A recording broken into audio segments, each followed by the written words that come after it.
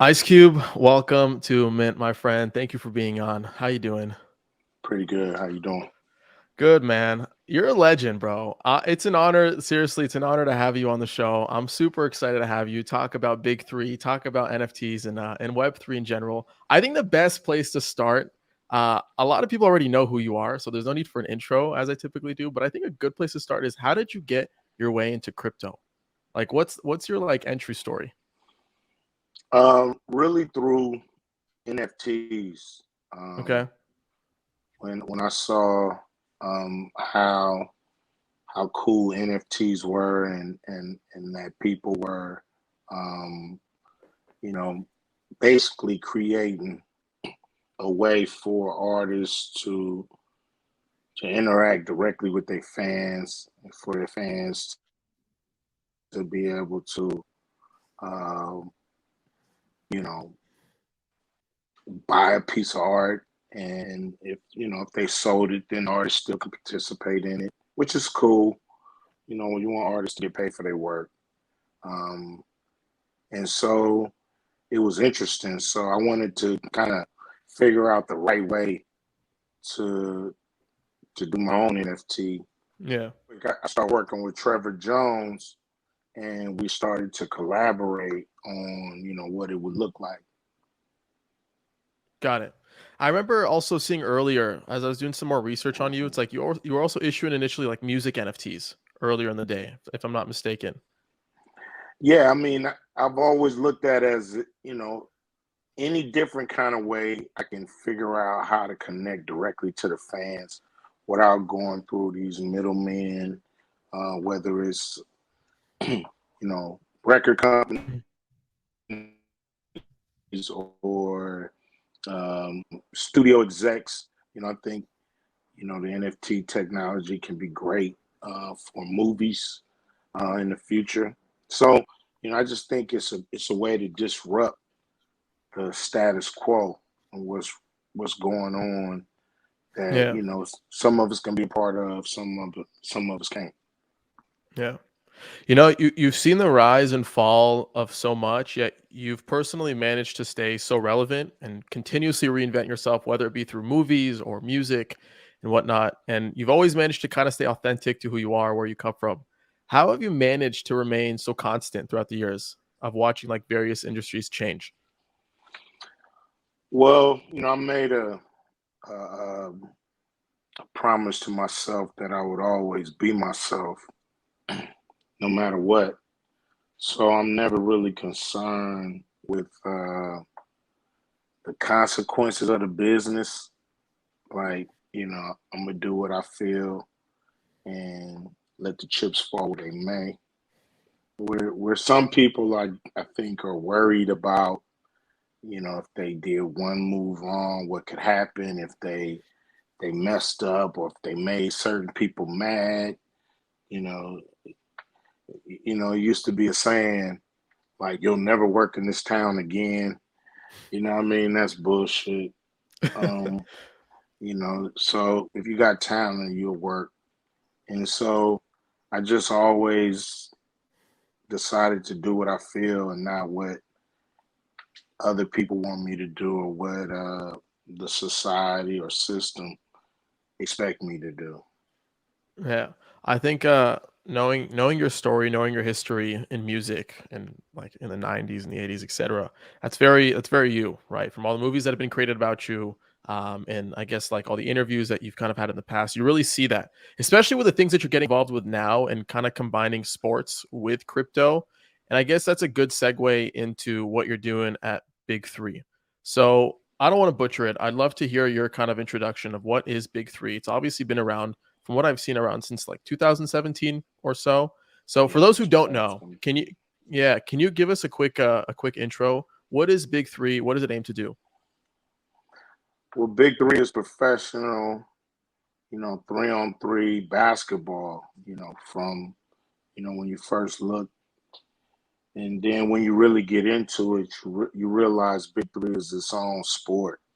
Um, but, in a nutshell, it's taken what people always looked at as an amateur kind of pickup game sport, and treated extremely professional, to find the best players in the world to play it, and to play it at a very high level with unique rules that make the game funner, faster, and just more interesting to watch. And so that's what the big three is. And it's the perfect league for this technology, for Web3. It's the perfect league to marry Web2 and Web3 together. Um, Matter of fact, what we're doing, I don't even know if you can call it a traditional NFT. We Mhm. got to come up with a new name for what we're doing, because it's true utility that you can have for a lifetime with the league. And so, um, people say we're in a bear market. This is the perfect bear market purchase. What we're doing, we're we're connecting the NFT technology and the blockchain, and we're marrying those with unique experiences, and you know rights, and merch, and uh, surprises, um, and it's going to grow, and it's being part of a major community, because we have some major players who have bought teams, or they bought all the biggest NFTs that teams have to offer. So it's really a unique situation that I don't think we've seen yet in crypto. Yeah, we have yet to see like being able to purchase ownership in sports teams. There's various styles that have tried to attempt to buy NBA teams, but I feel like it's taking like the new way and trying to apply it to the old way. When what you're doing is like you're kind of starting from scratch. You realize the inefficiencies in the old way, and you're like, fuck it, we're just gonna start from the beginning and do our own thing and kind of have our own take on it. Which I guess I wanna name some points and some stats to kind of better understand the big three. And I want you to stop me if I butcher anything. But there's 12 teams in the league, right? Teams aren't Yes. tied to cities. No. Games are 3-on-3, not 5-on-5. Yes. And you're Half basically using go ahead. half court. Half court, okay. Hmm. And you're using Ethereum to basically fractionalize ownership of these teams, right? Did I get that right? Yes. We're Okay. we're we're I mean, in a lot of ways, we're using the NFT technology to create ownership like experiences. Okay. So I mean, it's as close to being an owner as you can get, without being a billionaire nowadays. Trying to own a sports team, you have to start off with so much money. Yeah. It's impossible for the average person to even be a part of that. But we're able to offer that with our league. It's new, it's fresh enough, and it's um, open enough to do this. And that's really what it's all about. It's about creating um, something new for the fans to be a part of, and to be a part of this league. So it's a way we're trying to connect our fans to the league. Yeah. So when you talk about like a unique experience, like ownership based unique experiences for collectors, can you talk more about that? I mean, it's really about access. Okay. Practices. You know, um, Press conferences, suites, great seating, access to our, you know, parties, and our, everything an owner would get and do. Um, we're offering that to fans to get closer to the league. We expect this to land in the hands of, super fans, Mhm. who really love the league and want to be a part of the league in the long term. Um, you know, this to me isn't one of those kind of, get it and flip it kind of NFTs. This is for people who really um, are interested into the sport, who really can see that the value of this, once it sell out, could over the years be pretty lucrative. So I just think it's something I wish I could have did it with the Lakers or the Raiders, or people that I've been following for 30 years now. Um, if I could have bought into something like this when I first started to love those leagues, then Yeah. it would be pretty cool. And it's kind of like what they do in Green Bay. The whole community owns the team, and it brings them closer together. Now we got some of the biggest people in the space as team owners. From Gary V to D Gods to Kraus House you mentioned. Right. Um, and if you want to get closer to those communities, you can um, uh, purchase the gold tier of their teams. So it's really a way just for communities to interact in a fun way, but also the network. We what we get um, out of it as a league is to have enthusiasm around the league from these communities that are already enthusiastic. And so it's a win-win situation for us. And we think it's a win-win situation for anybody who wants to get one of the NFTs. Yeah. I was a part of the initial mint of Kraus House. I bought like one of those initial NFTs because I love the vision of being able to participate in your favorite sports teams, whether they would be able to pull it off or not. I just feel like there's so much bureaucracy and so much BS that comes with actually buying more of those like professional national leagues that we all kind of like know mainstream.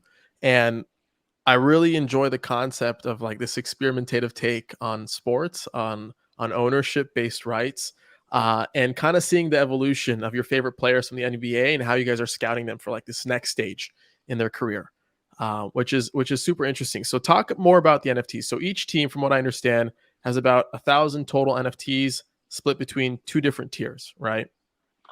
Yeah, and we are thinking long and hard about how we can really improve the gold tier. Mm-hmm. You look at that fire tier and it's amazing, and we want the gold tier to feel the same way, because everybody's not going to be able to purchase that. And one of our thoughts is reducing the number, so it's a little more precious, what I mean, to get a hold of. Um, so we're thinking of all kind of different things, so those numbers won't be the same when we remit, and we relaunch the gold tier. We just kind of been doing our homework and figuring out what we need to do to make it, as close to attractive as the fire tier is. And so, we listen to the people in the Discord, and we want to make sure that we're giving them something that they really, want to be a part of, for now or the future. Yeah. Yeah.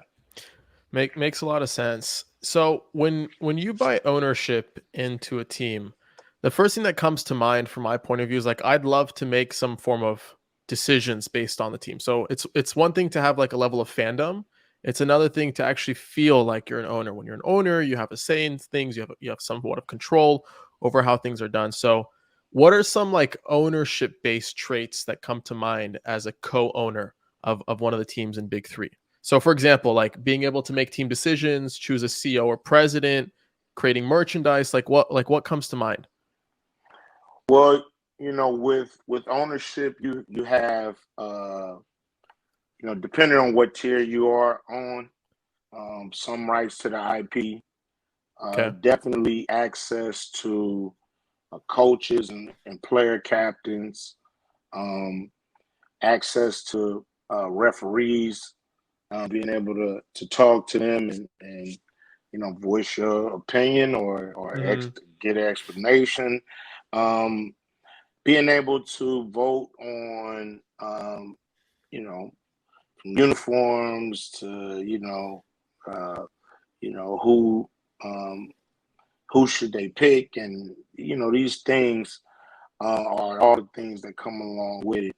You know, ultimately, um, we don't want to do too many things that mess with the game on the court, Mhm. because we still want it to be decided by the captains and the players and the coaches. So we have to draw a line at a certain point, but when it comes to having a say in what direction the team go, you'll definitely have a say. Um, and we'll think of more things to add to that. What's cool is what's great about this technology is you can keep dropping in things to people, and keep offering better experiences. As we, it's a trip, because when we started this league, nobody had ever seen professional 3-on-3 before, not even us. And Mm. so we had to mold and shape the game, and be able to pivot real fast to make sure we was giving the people exactly what they want. And we'll do the same thing with these NFTs. Nobody's ever done this before. So we have to be able to mold and pivot and do things that we know uh, will keep the people who purchase these, the owners, happy. And that's what we're dedicated to do, because that's what'll make them more valuable, is that people are happy with them. And that's the key, to be able Yeah. to give people something that is valuable and is worth it, and is cool if they want to do the experiences they self. It's about as close as anybody's ever going to get to ownership of one of these teams on a professional level. So we want everybody to keep that in perspective too. Um, Yeah. the minority owners in the NBA don't get shit. You might not even get a seat at the game. It's like, Mm. put your money in, shut up, and tell people you're a fan. I mean, that you're an owner. That's kind of basically how it goes in some of these minority ownership roles in these franchises. Basically, put your money in and shut up. Yeah. We definitely not going to approach it that way, because we need the community to be active and to be advocates for the league, and to go out and say this is the greatest shit since the NBA. And so that's our goal. What's up, guys? Adam Levy here. Sorry for the quick pause, but I wanted to recognize a couple of our NFT sponsors who are helping make this episode a reality. They are Coinvise and Mint Songs. First up, on Coinvise, you can create a personal or community-owned social token on Ethereum. Coinvise also helps you create incentives through token rewards and bounties, NFT business models, and bot integrations for Discord. Discover more by visiting coinvise.co today. Next up, we have Mint Songs, who is home to over 1,200 music artists in Web3. Check out the Mint Songs marketplace to support, collect, and connect with artists creating Web3 communities around their music via NFTs. In June 2022, about next month, Mint Songs will be launching their much anticipated V2 marketplace on Ethereum, which aims to make Web3 even more accessible to music artists. Follow along on Twitter at Mint Songs, or check out mintsongs.com to learn more. All right, back to the episode. So I have a few questions for you. Crypto is inherently like still really, really early. And I'm sure Yes. you're aware of that. And when Yeah. you introduce like these primitives of NFTs, the mainstream doesn't really understand what NFTs are just yet. And sports, basketball is such like a mainstream thing, right? How do we get more people, I guess, like into NFTs? Because I think sports is a great vehicle to do that, right? I think it's an interesting kind of like pivot in. But I guess how do we introduce this concept beyond just like the crypto native crowd who enjoy collecting and buying NFTs, and more into the mainstream crowd? that love sports for the sake of sports, for either investing, sports betting, etc.? Education, um, Okay. and drops like the ones we're doing. A lot of traditional sports people, put their antennas up. Um, NFT is still something that people need to be educated on. What does it mean? What does it do? How does it work? Um, and same with cryptocurrency. A lot of people hear the word but don't really understand how it works and how they can be a part of it, or they're intimidated. So it's Hmm. really about, um, showing people what it is. It's still an educational phase. We now, but I've been through this, with hip hop. It's like only certain people had. When I first started, only certain people was into it, and so you educate people, you show people how cool it is, and then people always want to be a part of that. Hmm. Yeah. I think you did something that's really smart, I guess, from a brand point of view, and potentially we'll see how it plays out from an investment point of view.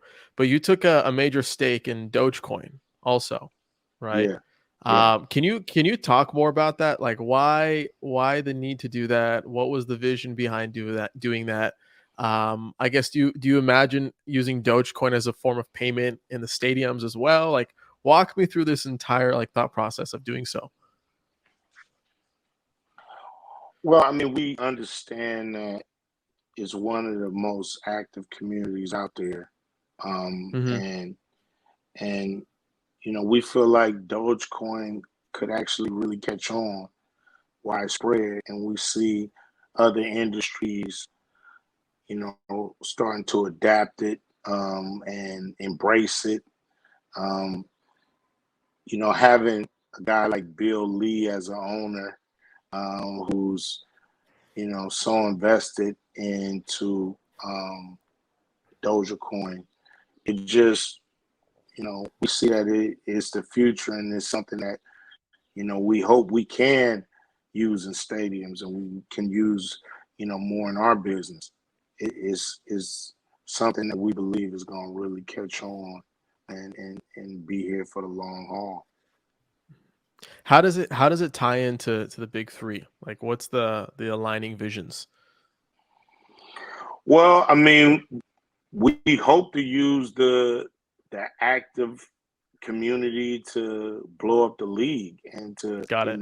they have, now they have the aliens, and we feel like when the season start, the competition between these communities are gonna heat up, and it's gonna, with that competition, with that activity out there, with all the trash talking going back and forth, it will bring a lot of attention to the league, and then all boats will rise on that, and that's kind of how we see it. That's the benefit, the unseen benefit that the big three gets when you connect with these major communities. That if you get the noise, that these communities produce, talking about the big three, you're blowing and growing the league. Yeah, makes a lot of sense. I want to talk to you more about like what if the NBA or the NFL start implementing a system like this in the future? Like, do you imagine that ever happening? I can't see it, but it's very smart people running those leagues, and they may come up with something that satisfies people and that works. Pretty sure they're looking at it. We're always happy to be first, or one of the first, Hmm. to break down those old barriers, those old walls. We have the most diverse league in the world, with the makeup of our board of directors, commissioner, owners, um, female coaches who win championships. Um, and so I just think they'll follow the leader, and we just happen to be the leader on this. Yeah, yeah. I wanna transition out of sports for just a minute because you have such a diverse career. I wanna try hitting on music and movies. So recently, you just signed a new multi-picture production TV and film deal, right? Yeah, For you to kind of produce more entertainment on that side. How do you imagine the future of NFTs and movies kind of colliding? man. In a perfect world, I would love to see an NFT project around a movie, Mm, where let people know what kind of movie you want to make, and people say, "Hey, I want to see that. I want to own a piece of that." And I want to be a part of that. And so it's happening with music, and I'm pretty sure that it's probably happening with music. With movies somewhere, but that'd be a great day for artists, directors, writers, actors to be able to go straight to the people and say, "Do you want this movie? And if you do, let's here's how much it's gonna cost. Let's raise this money and do it." Um, that would definitely kick the studios in the nuts because they're gatekeepers. They're not yeah. they don't just do what's smart, or they don't just do what they should or do what's good. It's a lot of propaganda in what they're doing. So they want to push the propaganda, push those old narratives about people, stereotypes, all that shit, Mm. is part of the agenda as well. So to be able to bypass these people and get great movies made, to me is would be a dream come true. So can we expect that with this new deal that you just signed from you? Like, do you see like a collab on your end with NFTs? I mean, we've been talking to a few people. I Okay. don't know if that's the route we're gonna go with this deal, but it's not exclusive, so I can do other stuff. But we've been talking to gala games on doing Mhm. something cool like that. I know we're gonna do something with them when it comes to music. Um, so we're talking about how to do it and do it right, because that's the key, is to not just to be able to launch it, but to be able to deliver. And that I'm big on delivery. Yeah. I'm not a person who will run his mouth and then not be able to deliver at the end. So we got to make sure we can do it all. Yeah. So with doing it all, that also kind of introduces my next question with music. Obviously, you're a legend on the music side of things from NWA and so much more. Uh, how do you imagine the intersection between music and NFTs? And even more so, we're seeing an amazing movement online with independent artists kind of getting their freedom, breaking through the gates that kind of like this ethos in crypto has of hating. What are your thoughts around that entire movement? And a few years from now, where do you see the intersection of music and NFTs on the major mainstream? I think it's a great way, once again, for artists to connect directly with their fans. Hmm. It's a great way too for fans to own a piece of this music and not just listen, but promote it as well. Because they have a stake in the outcome of the success of the record. So it's a great, it's a new day. It's a new frontier when it comes to being able to not only you know make that collaboration, but to be able to push, promote it. People get tired of it, they can sell it to somebody, Yeah. and to have exclusive music. I remember when Wu Tang did that album for that one guy. What I mean? It's like that's a concept that is is interesting. What I mean? That you can make music for a certain amount of people, and if you want to hear it, you got to buy the NFT. I think it's an interesting concept. Yeah. So last question I have for you before I let you go is let's talk about like more in the future. Okay. So with everything going on in Web3, how do you feel about this like new world that's emerging in which people and projects are coming up fast, seeing success fast? Are we still breeding longevity anymore? And I feel like this question is perfectly positioned for you because you've been so innovative and you've been able to kind of mix and match yourself across many different industries. So what are your thoughts around that? I think you should always plan for longevity. Okay. Um, and what it is you have to, if you plan for longevity, to me, you'll make sure the quality is high. Um, and that's how you get longevity, is to have high quality, um, and not just quantity. And so when you think like that, you make sure that you pay attention to the details of any project you're on or you're working on, to make sure that you become the cream of the crop, or the best at it. So people will always keep coming back to you.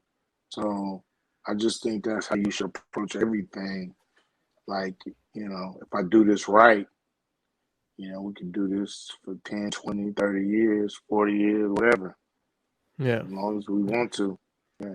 Yeah. Makes sense. So I guess the last thing I'll say before I let you go is the draft for 2022 starts on Wednesday, right? May Yeah. 25th, right? In LA Yeah. in person. Yeah. Well, Yeah. we're gonna do a virtual draft. A lot of people gonna be there in person. We're gonna be over at the Microsoft Lounge here in LA. Cool. We're gonna have some cool people in the building, but a lot of people are gonna be you know, checking in with us on the virtual tip, whether they get picked or not. Um, we still, as a league, a lot of people have relaxed on COVID, but we haven't. We still got to make sure that we stay as healthy as possible. Don't take no unnecessary chances, because we got a whole league and a whole summer to get through. Love it, man. I'm excited for you. I'm excited for the league. Before I let you go, where can we find more about the league and everything that's coming up? Um, get the Big Three app, or go to the big3.com. That's how you can really keep up with what we're doing. You can join our Discord, Big Three Ownership, um, and just keep checking us out. Follow me on Twitter, follow the Big Three on Twitter and Instagram, Sick. um, and you can see what the league is doing. Man, it's fun to have, and we're doing it with a lot of class. And come be a part of it. Amazing. Ice Cube, thank you so much for being on. Till next time. All right, Adam, take it easy, man.